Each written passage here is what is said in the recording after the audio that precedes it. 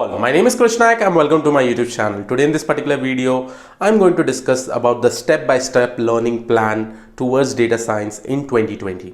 So guys, from past many years, I've been working as a data scientist and currently I'm working as a lead data scientist, and because of this particular experience, I have actually found out a way, how we can quickly learn or make a transition towards data science and quickly start working in different kind of projects. So in this specific video, I'll be telling you a step-by-step plan, how you should go ahead in learning data science and how you can actually quickly make a transition towards it.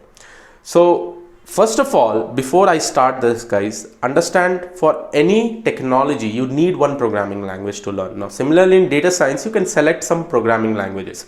You can either go with Python, R, Scala, Julia, or Java. But what I have found out from my experience, many of the people usually go with respect to Python or R because they have huge inbuilt libraries. And because of the help of libraries, they are able to do the work pretty much quicker. So make sure that you select one of the programming language from this. I have an expertise in Python programming language. So for this particular topic, I'll be explaining you with respect to Python programming language itself. So suppose you are selecting the Python programming language. So Python programming language is also huge. There are so many things to learn inside that. And we also have frameworks like Flask and Django to learn. And now specifically, I'll tell you when you should learn this particular framework also. So start with Python programming language. Initially, try to just understand how Python programming language actually works. Just try to understand how you can code your basic by using some basic syntaxes in Python programming language, how you can define variables, how you can actually work with different kind of data structures like list, string, tuples, sets, right? Dictionaries, all this stuff. Then once you're able to get the hold of it, then move little bit towards the harder side. Try to create functions. Then go and try to implement some exceptional handling code. Then after you are comfortable with this, then move towards the OOPS concepts.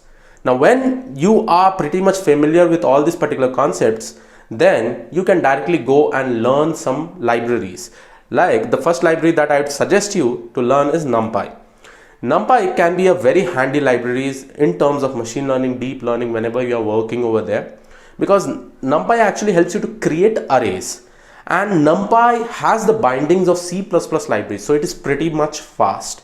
So make sure that, and what you should learn specifically in NumPy. So the first thing is that understand about that particular library, how you can import that particular library, how you can perform some basic operation after creating arrays. Some of the operations is like reshaping arrays, indexing arrays, broadcasting arrays, selecting what kind of values you want to retrieve from that arrays. Try to know the indexing techniques properly. Okay, and there are a lot of inbuilt functions inside the array also. So just try to learn some of the inbuilt functions, which will be pretty much handy. Okay, and again, at the end of this video, I'll also showcase the playlist where you can get all these particular details from my YouTube channel itself. I'll go through that. Then when you're comfortable with NumPy, then go towards the pandas. Now pandas, you have to learn it in depth, because understand the first life cycle of a data science project is something called as data preprocessing. So pandas can be very, very handy at that time, because all the different types of operations that you want to do, with the help of pandas libraries, you can actually do it very easily. Now in pandas, try to understand what exactly is data frames, what exactly is data series. Try to work with different operations inside the data frames. Try to work with different operations inside data series. Try to also see that, and at the end of the day, guys, after doing all the feature engineering techniques inside your data frames, you will be finally converting that into an array, and then you will be giving to your machine learning model. Then your machine learning model trains on that particular data. So it is pretty much important with respect to pandas, right? You should try to focus more towards the feature engineering side. Suppose if you want to handle the missing values, how do you do that? Suppose you want to scale that particular value into some range, like normal distribution or standard normal distribution. How do you do that? Suppose if I take one more example, log normal distribution, this all will come in statistics also, but just try to understand. Suppose you want to handle the missing values. Suppose there are some missing values, how do you handle that? With the help of some Python code, and that is possible with the help of pandas itself. Okay, that is definitely possible. And once you're good at that, once you're good at that, then you can move towards statistics. Okay, now you just come one step above and just move towards statistics. Now statistics, there are some specific topics that you need to know, like mean, median, mode, percentiles, IQR range, normal distribution, standard normal distribution, Chevinev's inequality, central limits theorem, and if I talk about some more topics with respect to this is like correlation, covariance, log normal distribution, and many more topics. Why this is important? Because this all concepts of statistics you will be applying in your data pre-processing part. Let me give you an example. Suppose you want to handle the missing values. Now to handle that particular missing values, what value you should take? Right, that completely is based on the distribution of your data, right? And if you want to find out the distribution of the data, you'll basically follow some rules like normal distribution. And suppose if your data is skewed, at that time you apply some different techniques like log normal distribution. So all these things will actually help you in the feature engineering and the feature selection side. So make sure that you understand these basic concepts of statistics. And again, when you don't have to by heart the formulas also. You just need to understand it, because there are still a lot of inbuilt functions that are present in NumPy and Pandas which will help you to do that, right? So just understand the basic concepts and don't think that you have to study the whole statistics part, okay? And guys, many of you also have a problem. What I've heard from many of you all is that, Krish, I'm very weak at maths, okay? So can I become a data scientist? Guys, understand, in my school days or college days, right, I also used to study maths like some calculation itself. I used to not understand what is the real world practical application of the things that we used to do, like derivatives, calculus, integration. But now when I'm learning data science and machine learning, when I'm understanding the maths and when I'm understanding the topic, I'm able to relate those two, how it is getting used in the real world scenario. So definitely maths will be a little bit difficult initially for you, but if you are able to understand with respect to the concepts, that becomes easy for you. So make sure that you follow this kind of strategy when you're learning maths, okay? And considering maths, you have to try to understand the statistics use case, why you are doing that, why you are not doing that. And again, I've made a playlist on feature engineering also. You can go and have a look onto that. Again, at the end of the video, I'll also be showing you that itself. So once you are able to understand some basic things with respect to statistics, now you should be considering how you can imply or how you can implement that particular statistics concepts with the help of some more libraries. Now, some of the visualization libraries that I would like to include is Matplotlib and Seaborn.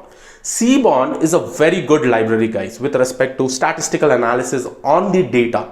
Okay, so initially, if you're working as a data scientist, you get the data, right?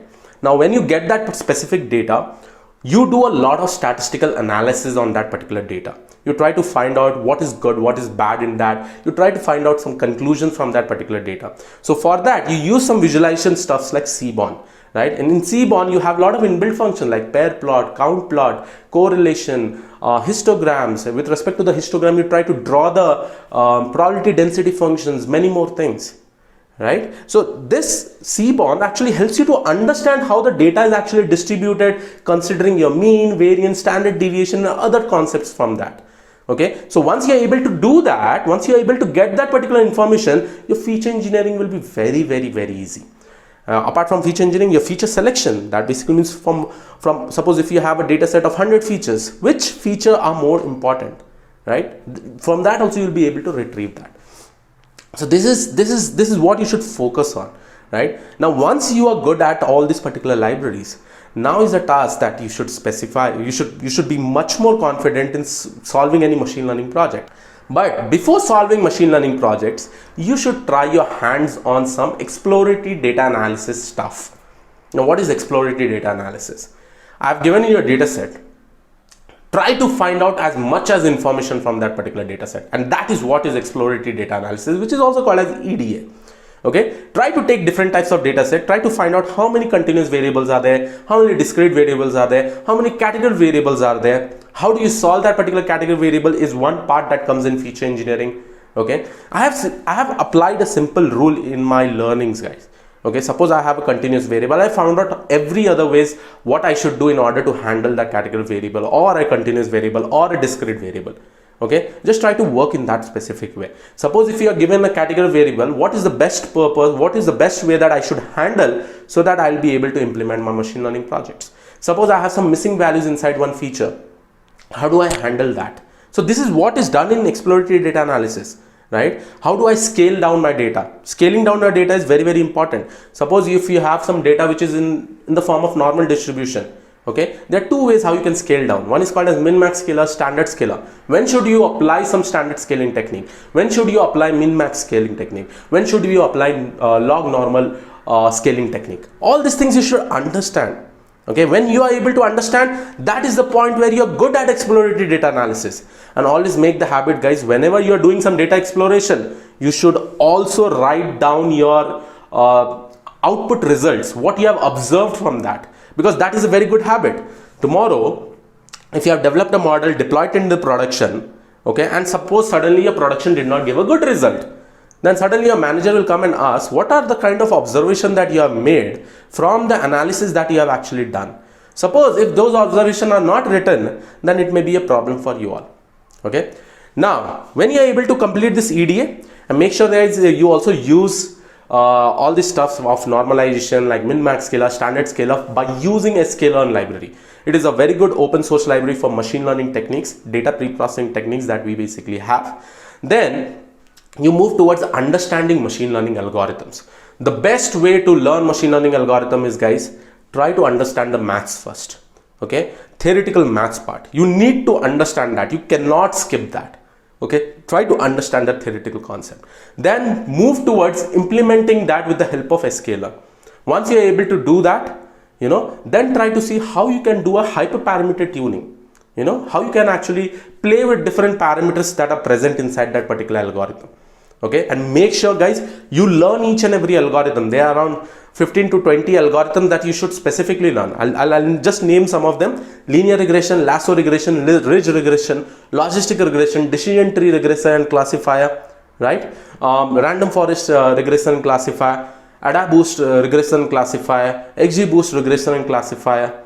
All this kind of algorithms you should know properly. You should understand the maths, because in the interview questions also, they may ask you which is your favorite algorithm. They may ask, suppose you say random forest classifier or regressor, they'll try to understand what is the maths behind it, how you have actually done the hyperparameter tuning. And in the hyperparameter tuning, make sure that you know grid search CV, randomized search CV. You try to understand the basic difference between grid search CV and randomized search CV also, because that may be a very important question in your interview also. When should you use randomized search CV? When should you use grid search CV? And many more stuffs. Right? So this is how you go ahead with that. Now, once you are able to do that, once this whole thing is done, I'm just talking about machine learning right now. So my machine learning part is done. My model is getting created with the help of my machine learning algorithms. The last part is doing the deployment. Okay, definitely, whether you are a fresher, whether you are some 5+ years of experience, 8+ years of experience, or 10+ years of experience, deployment is necessary, guys. Because deployment will definitely give you a fact that you have worked a lot. Now try to learn different deployment techniques. Again, I have uploaded every videos in my playlist with respect to deployment. Whether you want to do the deployment in Azure, whether you want to do the deployment in Heroku, whether you want to do the deployment in AWS EC2 cloud, anything, you just tell me. Azure, AWS EC2 instance, Heroku platform, Google Cloud platform, I have uploaded every videos. All you have to do is that, do it once and try to do the deployment, and that will actually give you a whole lot of learnings. Now, all these particular cloud are something like a platform as a service, infrastructure as a service. If I talk about AWS EC2 instance, it is basically infrastructure as a service. If I talk about Heroku platform, it is basically a platform as a service. In the future, I'll also be coming up with videos of Dockers and Kubernetes. That will actually give you an idea about how you can deploy this particular code in a much more efficient way, in a scalable way. Now, this was all about machine learning algorithms. The next thing is that how can you do the same thing with respect to deep learning, right? In deep learning, guys, focus on 3 algorithms first of all, which is called as neural networks. One is artificial neural network, convolutional neural network, and recurrent neural network. These are the basic neural networks which you need to understand, because all the advanced neural networks that will come in the future will be derived from all these 3 neural networks. So in the artificial neural network, you need to also know feature engineering. You should also be knowing how exactly is ANN used, right? In CNN, convolutional neural network, focus on understanding how image processing is basically happening, how the image classification is basically happening, and more things. In RNN, consider that you have a time series kind of data. Let it be a text data which has sequences. Over here in RNN basically comes into picture. Once you are able to complete this, try to also learn the advanced techniques of CNN. Okay, try to learn transfer learning also, like VGG16, ResNet 50, many more other neural networks, right? And if I'm talking about the advanced CNN, there are something called as masked RCNN, YOLO algorithm, object detection. All these things should be learned, you know. And guys, this is how you have to learn, and I'm trying to say you the right path. You should focus on learning in that specific way. Now once you are able to learn that, again in that same deployment techniques, whatever you have used, you know, in machine learning, similar way you can also do the deployment over there. Now if I just consider about the deep learning, some of the popular libraries that you should focus on is, one is TensorFlow, the second one is Keras. And again guys, TensorFlow and Keras is a wrapper on the top of TensorFlow, right? There are also a library called as Theano. One more library which is developed by Facebook is something called as PyTorch, which is becoming very much popular over here. So make sure that you know TensorFlow, Keras and PyTorch. Okay, from this particular three libraries, you will be able to implement a whole lot of things. And it is pretty much important. And most of the companies, they use Keras, TensorFlow and PyTorch. Definitely it is getting used, and that is how you can actually quickly learn that also, because it is pretty much easy. They have all the wrapper on the top of TensorFlow. If I'm just talking about Keras, quickly you just have to call the function to create the neural networks easily, right? Okay, now apart from this guys, I told you about the deployment techniques. In deployment techniques, again you have to go a little bit back to the Python. Over there are frameworks like Flask and Django, which you need to learn that. Okay, Flask and Django is pretty much common. Start with Flask. In a week you will be able to learn it. Flask will also help you to create a website. It will also help you to create APIs. Okay, usually the model that is deployed in the production is exposed as an API to the front-end user. You know, so any front-end user, a mobile app or web app, can consume it and just give the input, you know, and the API will give you the output, and by that particular output it will be shown in this particular thing. Now apart from this guys, you also need to focus on some of the databases.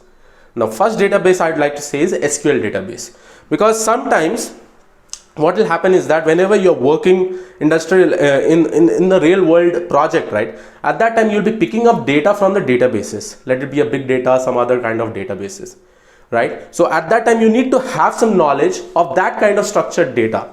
And when you suppose in your database only you're having many tables, you should understand how you should merge, concatenate those data, right? If you have worked on SQL guys, there will just not be only one table. There will be 1,000 tables, there will be 100 tables. Sometimes you need to know how you have to merge those data together before the data pre-processing basically starts, because once you get that data, then only you will be able to do the data pre-processing, right? So once you're able to do that, and one more database that I would like to talk is about MongoDB. Also try to learn about MongoDB, because guys, nowadays a lot of unstructured data is also getting created.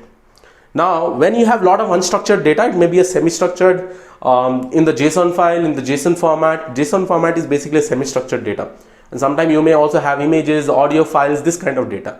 So you need to know how that particular data is stored in MongoDB, how you can actually retrieve that particular data, how you can actually pre-process that data. So make sure that you also have one knowledge on NoSQL database. MongoDB is a NoSQL database, right? So this was basically the plan. Now I know I've told much more guys, but if you just follow in this particular strategy, you will definitely be able to cover a whole lot of things.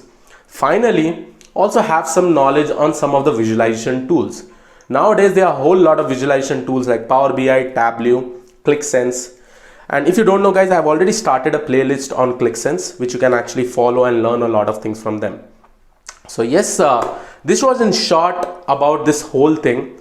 Now we will quickly go and I'll show you all the playlist where you can refer what. So this will give you an idea and quickly be able to convert or learn this whole data science step by step, and will help you in your transition. So yes, let us go ahead and try to see the playlist. So guys, now I'm just going to show you some of the playlists which will be very, very important for you all.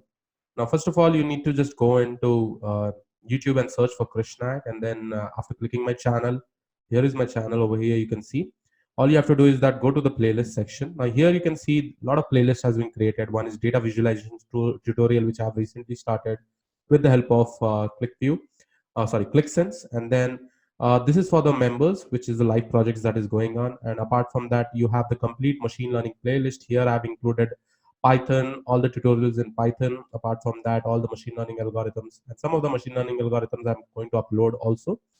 Here in this particular playlist, you have deployment of ML models. Then we have playlist in statistics in machine learning. We have playlist with respect to Kaggle competition. We have playlist with respect to recommendation systems. Apart from that, we also have a playlist in data science projects on computer vision tutorial. And the most important thing that I'd like to suggest is, guys, the complete deep learning playlist. This is very much important for deep learning because I have included everything over here. Initially, I'd created this data science machine learning playlist where I'd actually put a lot of videos. 90 videos are there. Here also, you'll be able to get it. So you can just go and follow this particular playlist when you start. Suppose initially you're starting with Python programming language, go with this. When you're comfortable, much more comfortable, then go and start implementing projects. So data science project is over here. Okay, try to solve Kaggle competition. The statistics part is over here. Even I have created a playlist on feature engineering. You see over here, I've actually created a playlist on feature engineering. You can also see this. So yes, this was all about this particular video. I hope you like this particular video. Please do subscribe to the channel if you have not already subscribed, and I'll see you all in the next video. Have a great day ahead. Thank you, one and all.